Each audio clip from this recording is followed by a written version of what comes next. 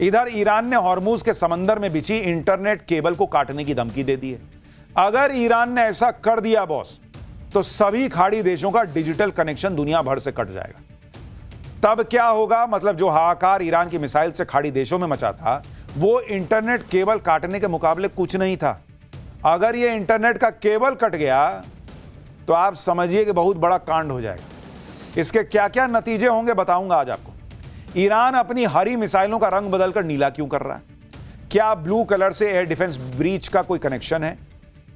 जो Trump Iran का regime change करने निकले थे, ईरान के जिस निर्वासित क्राउन प्रिंस रजा पहलवी को सत्ता थमाने वाले थे, उस रजा पहलवी पर कहां हमला हो गया, आज आपको यह भी दिखाऊंगा। जंग ईरान अमेरिका के बीच है और लॉकडाउन पाकिस्तान में लगा हुआ है। पाकिस्तान में ऐसा क्या हो रहा है कि पब्लिक मुनीर शहबाज को भर भर के कोस रही है, सब दिखाऊं। उससे पहले एक झलक देखिए।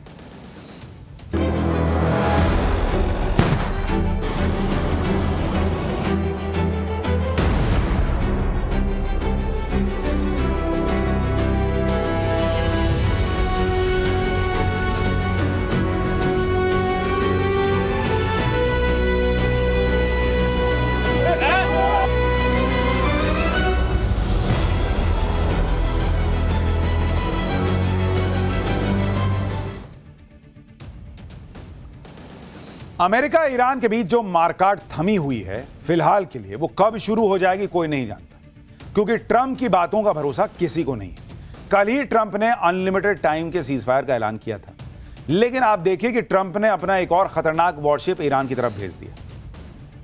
इसलिए सवाल यह है कि क्या ट्रंप सीजफायर के बहाने जंगी तैयारी के लिए टाइम जो है वो बाई कर रहे हैं, मतलब समय काट रहे हैं। इस युद्ध में आगे क्या होगा, हॉर्मुज खुलेगा कि नहीं खुलेगा, ट्रंप न जाने कब आकर कह दें कि सीजफायर खत्म, अब ईरान को मिटा दूंगा, अब यह सवाल खड़ा हो रहा है। इन्हीं आशंकाओं के बीच हमारे यहां भी कुछ लोग एक्टिव हो गए। पेट्रोल डीजल को लेकर झूठ फैलाने लगे कि जैसे ही अभी ये राज्यों में चल रहे चुनाव खत्म होंगे, सरकार तेल के दाम बढ़ा देगी, वो भी 2-4 रुपया नहीं, कह रहे हैं कि 25-30 रुपया पर लीटर बढ़ा देगी। माना जा रहा है कि ये गलत खबरें बंगाल, तमिलनाडु समेत कई राज्यों में चुनाव की वजह से सोशल मीडिया पर फैलाई जा रही। लेकिन पेट्रोलियम मंत्रालय ने पेट्रोल और डीजल की कीमतों में बढ़ोतरी से जुड़ी खबरों को फर्जी और भ्रामक बताया। पेट्रोलियम मंत्रालय ने साफ किया कि सरकार के पास ऐसा कोई प्रस्ताव अभी विचाराधीन ही नहीं है कि चुनाव के बाद तेल के दाम बढ़ाने हैं। मंत्रालय की तरफ से यह भी कहा गया कि इस तरह की खबरें नागरिकों को भय और दहशत फैलाने के उद्देश्य से फैलाई जा रही हैं और पूरी तरह शरारतपूर्ण और भ्रामक है। यानी 25-30 रुपया पर लीटर तो छोड़िए, तेल की कीमतें बढ़ाने का कोई प्रस्ताव ही अभी चर्चा में नहीं है, सरकार कह रही है। तेल के दाम बढ़ने वाली खबरों में दम इसलिए भी नहीं है क्योंकि हॉर्मुज स्ट्रेट में भले ही ईरान तेल के जहाजों को निकलने नहीं दे रहा, लेकिन जो जहाज भारत के लिए तेल लेकर आ रहे हैं उन्हें ईरान आने दे रहा है। बुधवार को ही देश गरिमा नाम का एक भारतीय जहाज हॉर्मुज स्ट्रेट को पार करके मुंबई पहुंचा है। इस जहाज को भारतीय नौसेना ने एस्कॉर्ट किया। इस ऑयल टैंकर पर 97,000 मीट्रिक टन कच्चा तेल लगा हुआ है। इसलिए सरकार कह रही है कि हाल फिलहाल तेल के दाम बढ़ाने का कोई प्रस्ताव आया ही नहीं है, ना ही सरकार इस पर विचार कर रही है। देश में तेल की तो दिक्कत नहीं है, लेकिन गैस सप्लाई का थोड़ा बहुत संकट अभी भी बना हुआ है। इसलिए सरकार ने गैस के नए कनेक्शन पर रोक लगा दी, ताकि जिन लोगों के पास गैस का कनेक्शन पहले से है उन्हें कम से कम गैस वक्त पर मिलती रहे। भारत के पेट्रोलियम मंत्रालय ने कहा है कि फिलहाल स्थिति सामान्य होने तक नए कनेक्शन नहीं दिए जाएंगे। इस फैसले के बाद भारत में सरकारी तेल कंपनियों ने नए एलपीजी कनेक्शन जारी करने की प्रक्रिया को फिलहाल के लिए रोक दिया है। यानी अगर आप नया गैस कनेक्शन लेने के बारे में सोच रहे थे तो अभी आपको कुछ दिन इंतजार करना पड़ेगा, ताकि अभी जिनके पास कनेक्शन है उनको भरपूर गैस मिलती रहे और उन्हें कोई दिक्कत ना है। सुनिए सुजाता शर्मा ने क्या बताया। भारत सरकार का यह प्रयत्न रहा है कि देश के लोगों को कम से कम परेशानी का सामना करना पड़े। इसी क्रम में मैं आपको बताना चाहूँगी कि हमारे डोमेस्टिक घरेलू एलपीजी सप्लाईज नॉर्मल हैं। कल भी 52 लाख से अधिक घरों को एलपीजी सिलेंडर्स की सप्लाई की गई है। बुकिंग पहले से अब कम हुई है, लगभग 44 से 45 लाख के करीब प्रति रोज बुकिंग हो रही है। देखिए, तेल और गैस की किल्लत अपनी जगह है, लेकिन सोचिए कि अगर आपके फोन में इंटरनेट ही नहीं चलेगा तो क्या कीजिएगा। युद्ध में ईरान ने कुछ ऐसी ही धमकी दे दी, क्योंकि हॉर्मुज स्ट्रेट केवल तेल और गैस का ही चोक पॉइंट नहीं है, यह इलाका इंटरनेट सी केबल का भी चोक पॉइंट है। तेल और गैस के जहाजों को रोककर ईरान ने पहले ही जबरदस्त प्रेशर बनाया हुआ है। अब अगर इंटरनेट केबल काट दिया भाई ने तो सोचिए सबकी क्या हालत होगी। ईरान ने यह धमकी हॉर्मूज के बाहर अमेरिका के ब्लॉकेड से परेशान होकर दी है। ईरान कह रहा है कि वो समंदर के नीचे जो इंटरनेट केबल बिछी हुई है सब काट देगा। अगर ईरान ने ऐसा कर दिया तो पूरी दुनिया में हाहाकार मच जाएगा।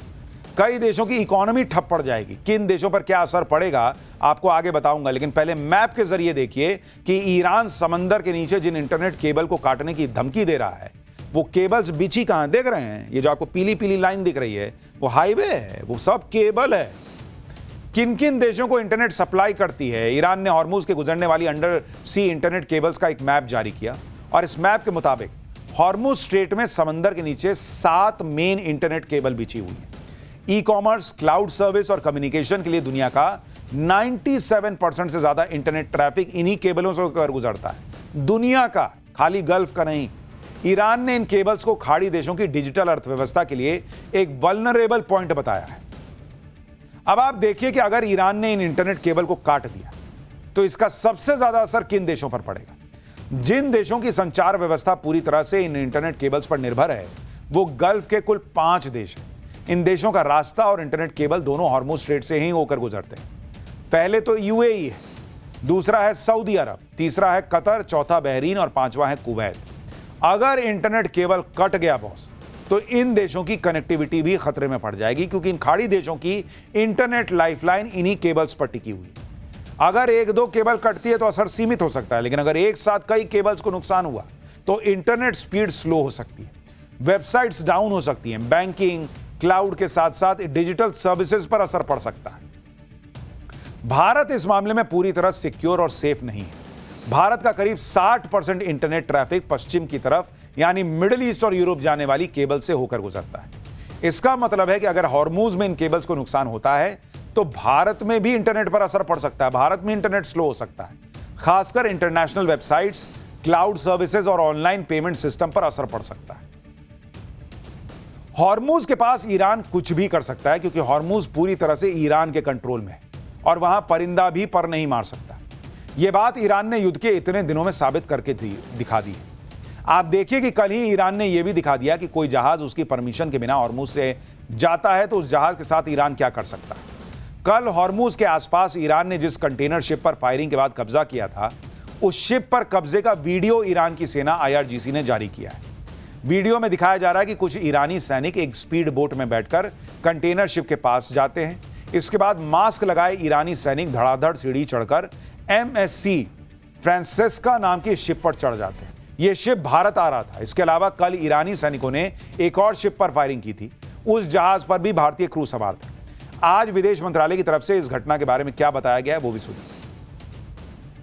So just to say that, in these 2 ships which were fired, they are foreign owned.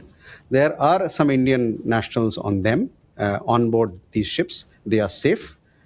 As far as our ships are concerned in the Persian Gulf, we continue to remain in close conversation with Iranian authorities so that they can safely exit Persian Gulf and reach India. Iran ने जहाजों पर कब्जा करके Trump को challenge दिया है, क्योंकि Trump कह रहे हैं कि अमेरिका ने हॉर्मूज के जवाब में ईरान की जो नाकेबंदी की है उससे ईरान को हर दिन $500 मिलियन का नुकसान हो रहा है।